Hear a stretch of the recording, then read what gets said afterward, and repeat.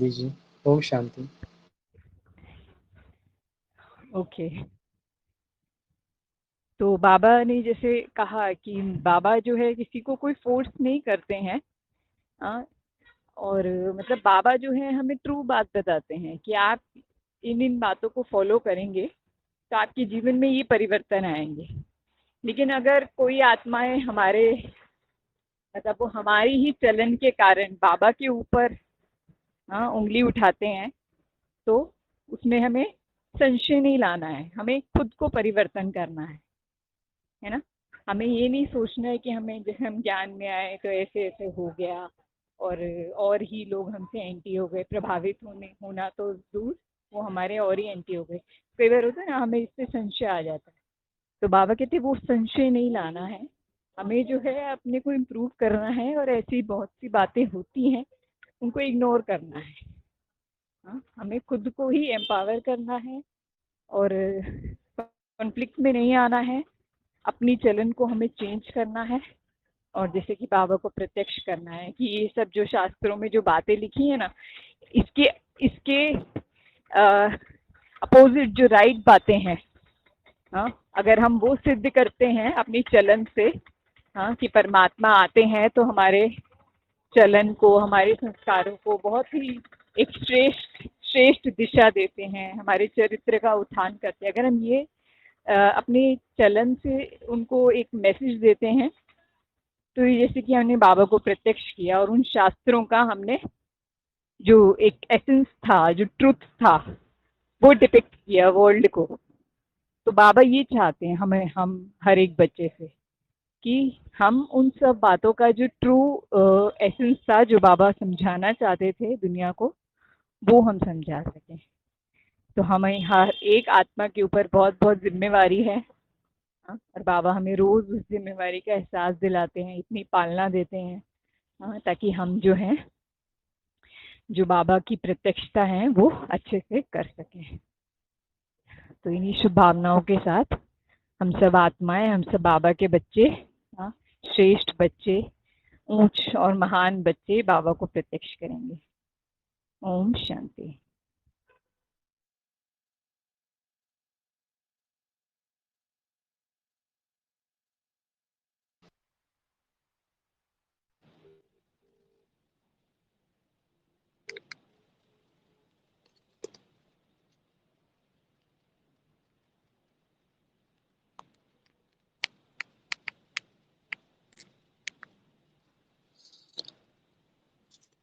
Thank you so much आकांक्षा दीदी जी, आपने बहुत सुंदर पॉइंट शेयर किए, सभी को रिमाइंड कराया कि सत्यता को सिद्ध करने के लिए भी सभ्यता की आवश्यकता होती है और बिना सभ्यता के हम सत्यता को सिद्ध नहीं कर सकते। तो बाबा तो हमेशा हमें समझाते हैं कि अगर आपकी बात कितनी भी सत्य हो, यथार्थ बात हो, लेकिन आपके अंदर अगर सभ्यता ना हो तो वह सत्यता भी एक जिद में परिवर्तित होती है ना जी। वो सत्यता सत्यता नहीं रहती, वो जिद बन जाती है।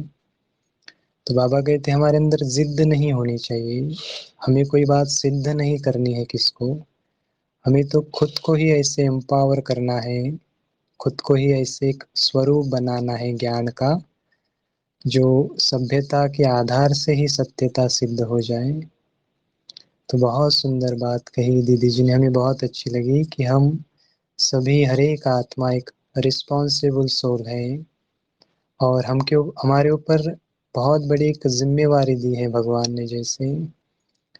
और हम कहाँ भी हो, कैसे जहाँ भी हो, लेकिन सारी दुनिया जैसे हमें देख रही है। बाबा कहते ना, आप सृष्टि की स्टेज के ऊपर हो, आप जैसे एक हीरो एक्टर हो और सभी आपको देखते हैं, डायरेक्टली या इनडायरेक्टली सभी आपको फॉलो करते हैं।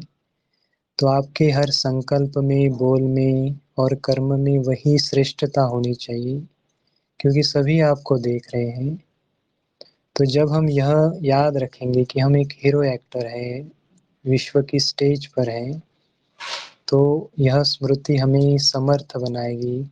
हमारा हर बोल, हर संकल्प भी बहुत एलिवेटेड होगा, बहुत श्रेष्ठ होगा, और उसके आधार से ही फिर बाबा की प्रत्यक्षता होगी, है ना जी।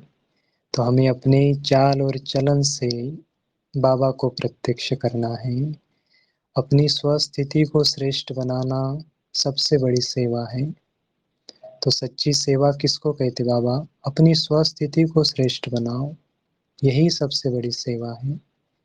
तो जब हमारी स्वस्थिति ही श्रेष्ठ बनेगी ना, तो सेवा हमसे स्वतः होती रहेगी, हमें कोई सेवा करनी नहीं पड़ेगी, स्वतः हमारे द्वारा बाबा सेवा कराएंगे। हम एक इंस्ट्रूमेंट बन जाएंगे जिसके द्वारा बाबा बहुत सेवा कराएंगे, और उसके आधार से ही परमात्मा प्रत्यक्षता होगी। तो दीदी जी की बात बहुत ही अनमोल है, हम सभी इसको धारण करेंगे और फिर बाबा की जो शुभ आशा है उसको भी हम पूरा करेंगे। बहुत बहुत शुक्रिया दीदी जी का, थैंक यू बाबा का। ओम शांति।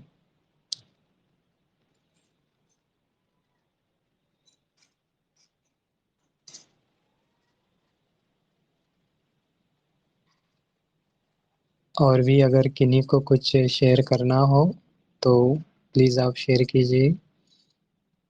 जैसे जानवी सिस्टर हैं, उदेसी सिस्टर हैं, और टीना सिस्टर हैं, आरती सिस्टर है, तो आप भी अपने पॉइंट्स रख सकते हैं, या फिर हम बाबा को याद करेंगे और फिर सेशन एंड करेंगे।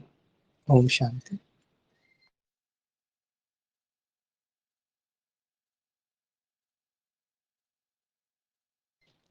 जी हाँ, उदेसी सिस्टर ने पॉइंट शेयर किया, हम उसको पढ़ लेते, एक बार रीड कर लेते हैं।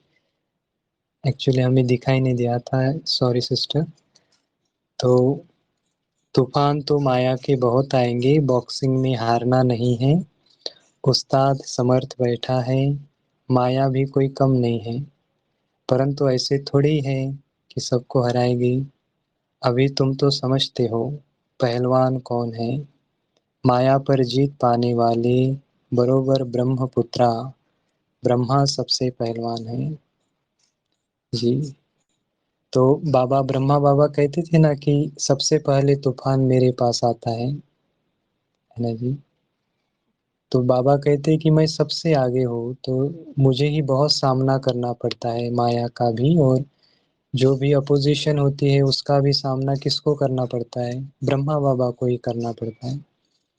इसलिए ब्रह्मा बाबा का नाम महावीर रखा है ना, तो महावीर है, बहुत ही बलवान आत्मा है, पहलवान है ना जी।